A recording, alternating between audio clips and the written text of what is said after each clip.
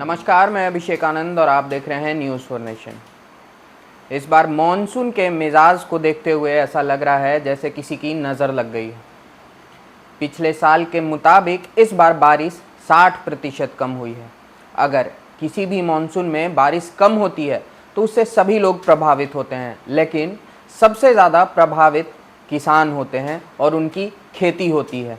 इस बार बारिश कम होने के वजह से 55% ही रोपनी हो पाई है और बारिश कम होने के वजह से इस बार किसानों को किस तरह से प्रभावित करेगी ये मानसून, आइए हम आपको बताते हैं। मानसून की बेरुखी से बिहार में सावन महीना का भी सूखा बीत रहा है। अब तक औसत से 60% कम बारिश हुई है। पानी नहीं मिलने से सूबों के खेतों में अब दरारें पड़ने लगी है।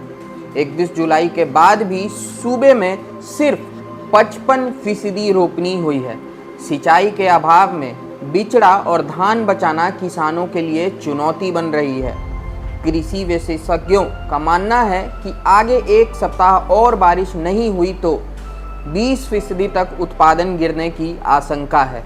इससे किसानों को करीब 2000 करोड़ की चपत लग सकती है। 1 जून से 31 जुलाई तक राज्य में सामान्य से 37% कम बारिश हुई है। इस कारण पूरे राज्य में रोपनी की रफ्तार सुस्त रही। कृषि विभाग ने इस वर्ष 36.56 लाख हेक्टेयर में धान की खेती का लक्ष्य रखा है। अभी तक लगभग 22 लाख हेक्टेयर में रोपनी हुई है। दक्षिण के जिलों में 50% से कम रोपनी। सबसे ज़्यादा प्रभावित दक्षिण बिहार है। यहाँ के ज़्यादातर जिलों में 12 से 40% ही रोपनी हो सकी है। इनमें जमुई, बांका, गया, मुंगेर, लखीसराय, अरवल, औरंगाबाद, नवादा, शेखपुरा, जहानाबाद और भागलपुर शामिल हैं। 50% तक रोपनी हुई है। मुजफ्फरपुर, बक्सर, रोहतास, कैमूर में 50 से 60% क्षेत्र में धान रोपनी हो चुकी है। कोसी और उत्तर बिहार की स्थिति थोड़ी ठीक है। मधेपुरा, सिवान, मधुबनी, दरभंगा, खगड़िया, बेगूसराय, समस्तीपुर और वैशाली में 60 से 80% रोपनी हुई है। पूर्वी चंपारण, पश्चिमी चंपारण, कटिहार, किशनगंज, अररिया, पूर्णिया, शिवहर, गोपालगंज, सीतामढ़ी, सुपौल और सहरसा में 85 से 95% तक रोपनी हो गई है। किशनगंज, अररिया, सुपौल में 90% के ऊपर रोपनी हुई है।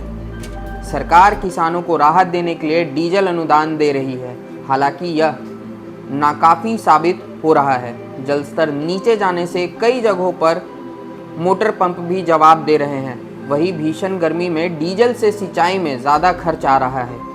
वर्तमान में किसानों को डीजल अनुदान देने के लिए ऑनलाइन आवेदन लिए जा रहे हैं। 30 अक्टूबर 2024 तक खरीफ फसलों की सिंचाई के लिए डीजल अनुदान का लाभ दिया जा सकता है। कृषि विभाग की वेबसाइट पर डीजल अनुदान के लिए किसान आवेदन कर सकते हैं। प्रति एकड़ एक सिंचाई के लिए 10 लीटर डीजल पर 75 रुपये की दर से 750 रुपये अनुदान का प्रावधान है। बिहार में रोपनी की स्थिति बेहद खराब है। अभी तक लगभग 60% ही रोपनी हो सकी है। ऐसे में कम से कम 20% उत्पादन घटना तय है। यह बढ़ भी सकता है।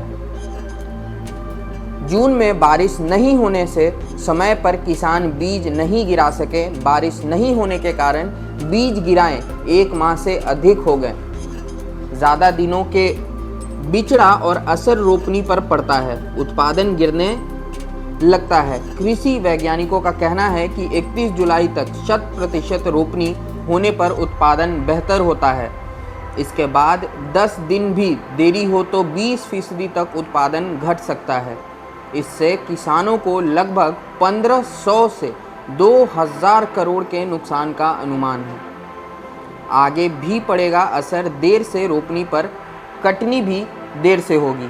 ऐसे में रबी फसल भी किसान देर से ही खेतों में बुआई कर पाते हैं। इससे रबी का उत्पादन भी प्रभावित होने की आशंका है। नवंबर अंत तक गेहूं, चना सहित रबी फसलों की बुआई पर बेहतर उत्पादन मिलता है। तो आपने सुना कि इस मॉनसून में कम बारिश के वजह से किसानों को काफ़ी परेशानी हो रही है और आने वाले समय में अगर यही स्थिति रहा तो हो सकता है कि चावल की महंगाई पे भी असर पड़े। फिलहाल इस अपडेट में इतना ही, और भी खबरों के लिए जुड़े रहिएगा न्यूज़ फॉर नेशन के साथ।